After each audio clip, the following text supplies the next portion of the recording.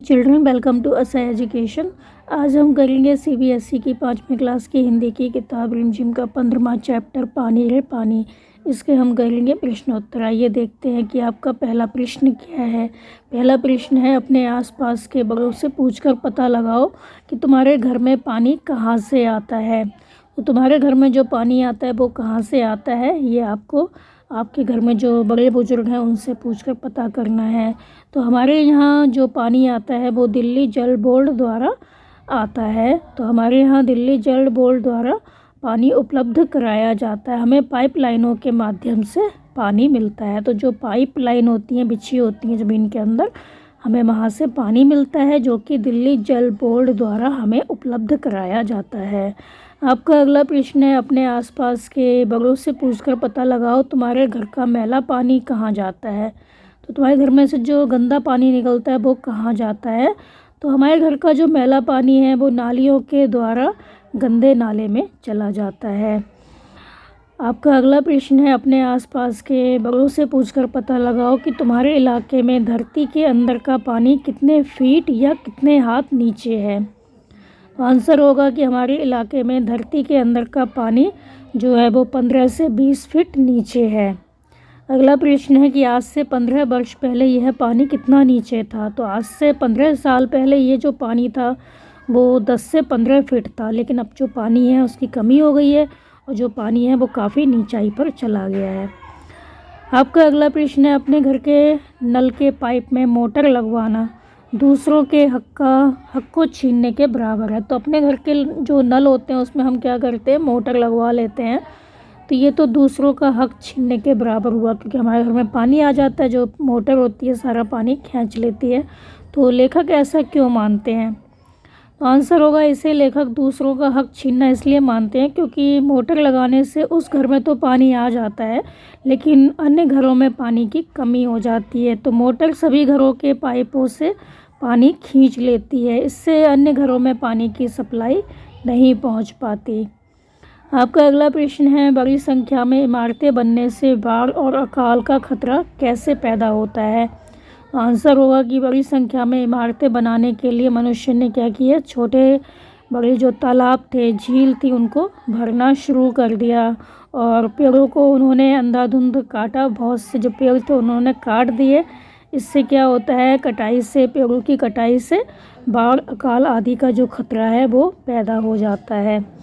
आपका अगला प्रश्न है, धरती की गुल्लक किन किन साधनों से भरती है। तो धरती की जो गुल्लक है वो नदी, नालों, तालाबों, झीलों इत्यादि के साधनों से, इत्यादि जो साधन है इनसे भरती है। अगला प्रश्न है, क्या तुम्हारे इलाके में कभी बाढ़ आई है, यदि हाँ तो उसके बारे में लिखो। तो दिल्ली के समीप ही यमुना नदी बहती है। बरसात के दिनों में यहाँ पर आए दिन बाढ़ की जो स्थिति है वो पैदा हो जाती है। एक साल तो इतनी भयंकर बारिश हुई कि यमुना नदी के किनारे जो बसे हुए लोग थे उनको वहाँ से हटना पड़ा। बाढ़ का पानी चारों तरफ फैल गया, लोगों के घर बह गए, खेती नष्ट हो गई। नोएडा से दिल्ली के अंदर आने का मार्ग अवरुद्ध हो गया, रुक गया। आपका अगला प्रश्न है, क्या तुम्हारे घर में पानी कुछ ही घंटों के लिए आता है, यदि हाँ तो बताओ कि कैसे तुम्हारे परिवार की दिनचर्या नल में पानी आने के साथ बंधी होती है। तो इसमें पूछा गया है कि तुम्हारे घर में जो पानी आता है वो कुछ घंटे के लिए आता है, फिर तुम कैसे काम करते हो। तो आंसर होगा, हमारे यहाँ पानी 2.5 घंटे के लिए आता है।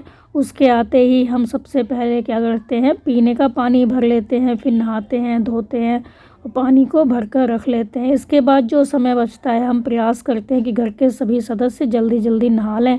माताजी घर की साफ़ सफाई पहले ही कर देती हैं। बस पानी वाला काम पानी के आने के बाद जो है वो निपटाया जाता है, जैसे बर्तन धोना, कपड़े धोना, तो हम जल्दी जल्दी जैसे पानी आता है ये सारे काम निपटाते हैं। आपका अगला प्रश्न है, क्या तुम्हारे मोहल्ले में रोज़मर्रा की ज़रूरतें पूरी करने के लिए लोगों को पानी खरीदना पड़ता है, यदि हाँ तो बताओ कि तुम्हारे घर में रोज़ औसतन कितने लीटर पानी खरीदा जाता है, इस पर कितना खर्चा होता है।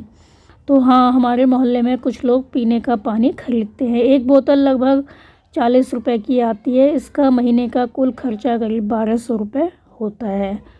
आपका अगला प्रश्न है, पाठ में पानी के संकट के किस प्रमुख कारण की बात की गई है। तो पाठ में पानी के संकट के लिए प्रमुख कारणों की बात की गई है। नदी, नालों तथा तालाबों को कूड़े कचरे से भरने तथा उस पर मकान व इमारतों को बनाना, इसलिए पानी का जो संकट है वो पैदा हो जाता है।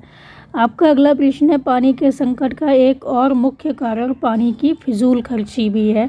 तो कक्षा में 5-5 के समूह में बातचीत करो, बताओ कि अपनी रोज़मर्रा की ज़िंदगी में पानी की बचत करने के लिए तुम क्या क्या उपाय कर सकते हो।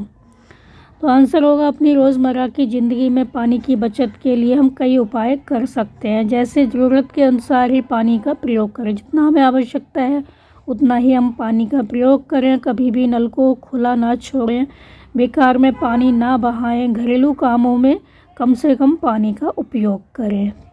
और जो हम लोग गाड़ी वगैरह धोते हैं, स्कूटर है, गाड़ी हैं, अपने जानवर हैं, उनको धोते हैं पानी से, ऐसा ना करें बल्कि हम उनको खाली पोंछ दें। आपका अगला प्रश्न है कि जितना उपलब्ध है उससे कहीं ज़्यादा खर्च करने से पानी का संकट उत्पन्न होता है। क्या यही बात हम बिजली के संकट के बारे में भी कह सकते हैं।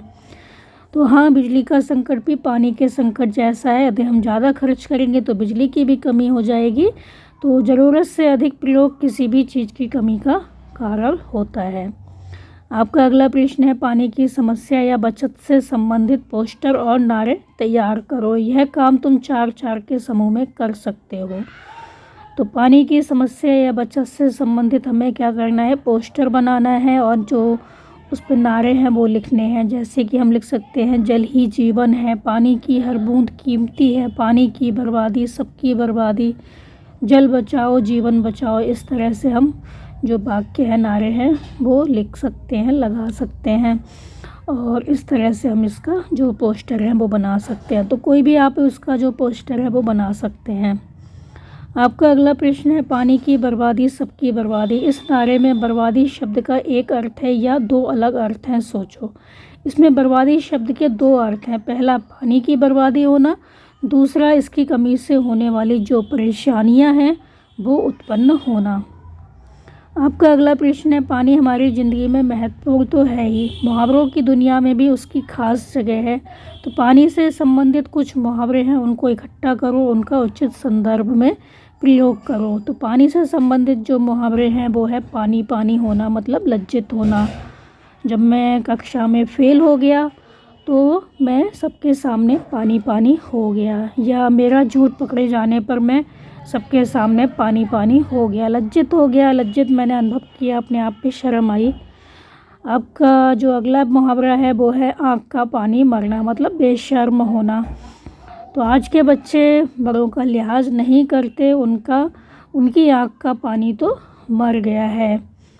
पानी फिरना मतलब नष्ट होना। कल रात खड़ी फसल में आग लग गई तो मोहन किसान की पूरे साल की मेहनत पर पानी फिर गया।